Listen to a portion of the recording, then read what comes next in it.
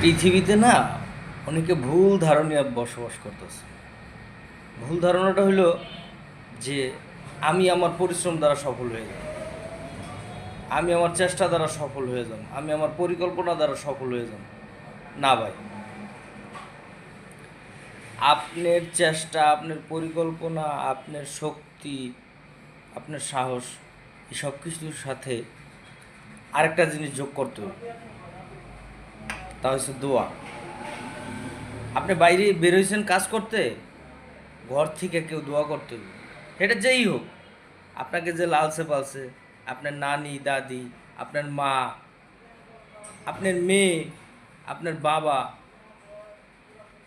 বা আপনার কোনো শুভাকাঙ্ক্ষী, মানে আপনি উপকৃত হইলে সে উপকৃত হবে এরকম কোনো ব্যক্তি। অনেকে বিদেশ গেছে কামাই করতে, অনেকে খুব ভালো কামাই করে, অনেকে কম। দোয়ার বরকত আছে ভাই।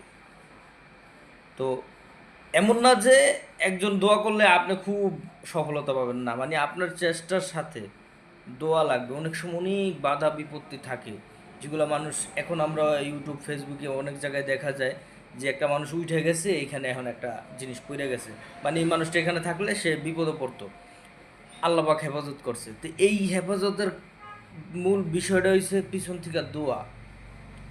আপনি নিজের জন্য নিজে দোয়া করা, বা আপনার আত্মীয় স্বজন, বাপ মা, স্ত্রী, সন্তান যে আপনার জন্য দোয়া করবে, এই দোয়ার বরকত আছে ভাই।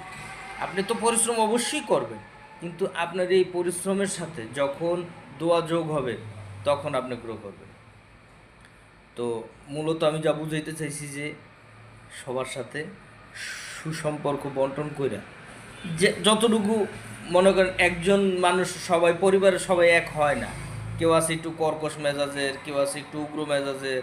সে আপনার আত্মীয় একটা অংশ, তাকে আপনি বাদ দিতে পারবেন না। তো তাকে যেভাবে মানায় নিতে হয়, যেভাবে তার সাথে ডিল করতে হয়, ওইভাবে তার সাথে ইয়ে করে, সবার সাথে সামঞ্জস্য করে আপনি আপনার লাইফটা মেনটেন করতে হবে। লাইফে প্রত্যেকটা বিষয় একজন আরেকজনের সাথে যুক্ত ভাই। আমরা চাইলেই সুখে থাকতে পারবো না। সুখে থাকার জন্য আমাদের আশপাশের সবাই, আমাদের ভালোবাসার দরকার আছে। আমাদের আশপাশের, আমাদের আত্মীয় স্বজন বলতে বুঝাইতেছি, আত্মীয় স্বজন, পাড়াপড়শি। আপনি খুব অনেক টাকা দিয়ে একটা বাড়ি করছেন, কিন্তু আপনার বাড়ির আশেপাশে পাড়াপড়শি ভালো না, তাদের সাথে আপনার সুসম্পর্ক নাই। ওই ক্ষেত্রে দেখা যায় যে আপনি সম্পূর্ণ 100% সুখী হইতে পারবেন না। তো তাদের সাথে এখন আপনি চাইলে কি পাড়াপড়শি পরিবর্তন করতে পারবেন না? আপনি চাইলে তাদের সাথে সম্পর্কটা